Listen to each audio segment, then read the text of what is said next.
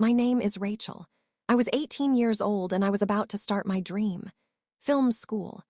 The kind of dream I'd worked toward since I was 13, making little videos on my phone, staying up late editing footage, teaching myself everything YouTube and TikTok could teach me.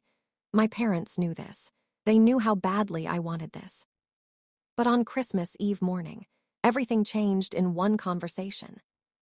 My mom called me into the kitchen.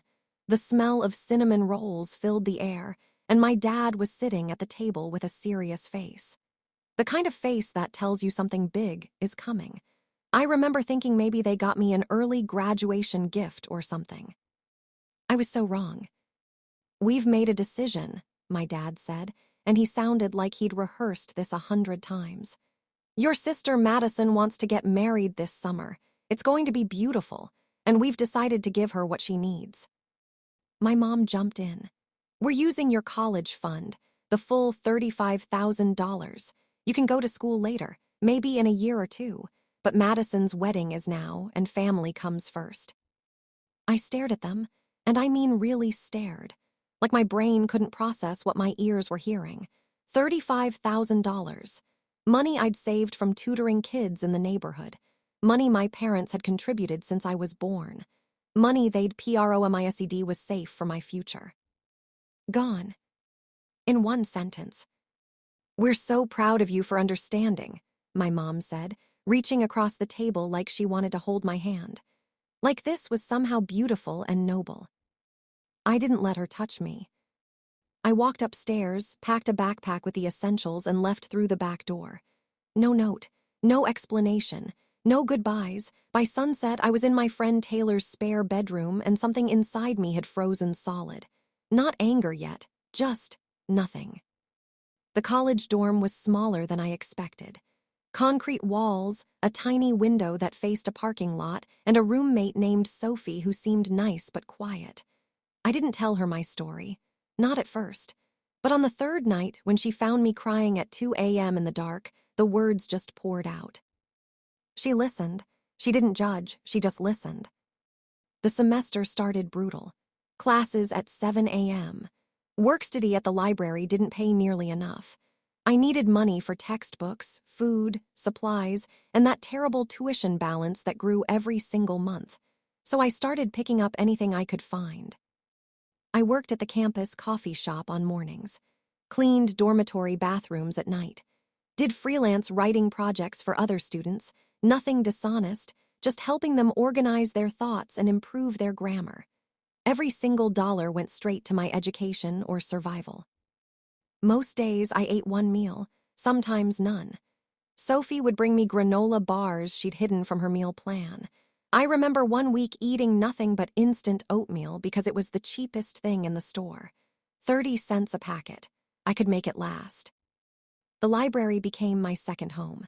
My actual home was too painful to think about, so I buried myself in work. I started a YouTube channel called Student Life Chronicles, filming my journey, my struggles, my tiny victories. I filmed while eating ramen at midnight. I filmed while studying in the library with my stomach growling. I filmed the real college experience nobody talks about. I didn't expect anyone to watch. But they did. I blocked my parents on Instagram, both of them, and my sister.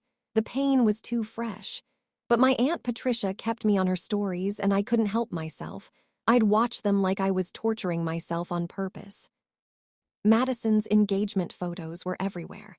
Her in a white dress on a beach. Her smiling like she'd never worried about money in her entire life. Meanwhile, I was eating oatmeal and worried about making rent. Then the wedding announcement started. Huge wedding, destination location, designer dress, 5-star catering, honeymoon in the Bahamas. Every post included the hashtag #MyParents made this possible. They literally tagged my parents like they were celebrities. Each photo felt like a knife. Not because I was jealous of Madison, I wasn't. I was angry because that money was supposed to be mine. That was MY education. My future. MY dreams they were celebrating with my stolen fund. Sophie caught me scrolling one night, tears streaming down my face. "You're hurting yourself," she said, and she was right. but I couldn't stop watching. One night, sitting alone in the library at 3 a.m., something shifted inside me. I was tired, so tired. But instead of giving up, I opened my camera and filmed something different. I didn't film my struggles that night. I filmed my skills. I edited together all the footage I'd been collecting, time lapses of sunrise over campus, slow motion shots of leaves falling, beautiful transitions between classes. I added music I'd written myself and color graded everything perfectly. I uploaded it as my first real piece and titled it Finding My Own Way. The video got 5,000 views in 1 week. Then 10,000. People started COMMENTING. How did you film this? What software are you using? Can you teach me? Where do I buy your presets? Presets. That word made me stop and think. I could create presets, digital filters. I could sell them. I could make money from my actual skills, not just minimum wage jobs. I stayed up for 36 hours straight. I created a preset pack called Unstoppable Light, beautiful color grades, filters that made ordinary moments look cinematic. I put it on Gumroad for just $15. On the first day, nobody bought it. On the second day, 3 people bought it. By the end of the week, I'd made $300, real money. Money I'd earned from MY Talent, not borrowed, not given to me. Mine.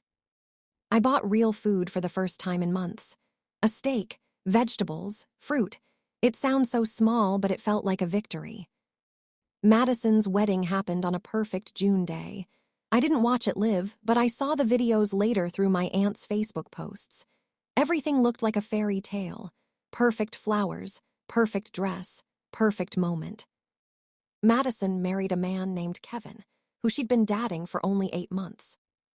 I remember thinking that was fast, but my family was so thrilled, so I said nothing. The wedding cost $40,000. My parents had borrowed money to make it perfect, BORROWED, which meant they were in debt for this. But here's what they didn't know yet. Kevin was lying to everyone. Exactly 3 weeks after the wedding, I got a call from my aunt. She was crying. Rachel, honey, I don't know how to tell you this, but Madison came home early from her honeymoon. She found Kevin at their apartment with another woman. The woman had 2 children from different fathers. And Rachel, Kevin had been married before. He never told Madison. My heart sank. Not because I enjoyed her pain, but because I suddenly understood what was coming next. There's more, my aunt continued. We found his laptop. Rachel, he's been stealing from Madison. Credit card fraud, bank account drains. He cleared out their entire savings, $45,000. Madison filed for divorce 2 weeks later. The wedding that cost my college fund was over before summer ended. But that same week, something incredible happened for me. My YouTube channel crossed 100,000 subscribers. A major production company reached out. They wanted to hire me as a freelance editor for a documentary series.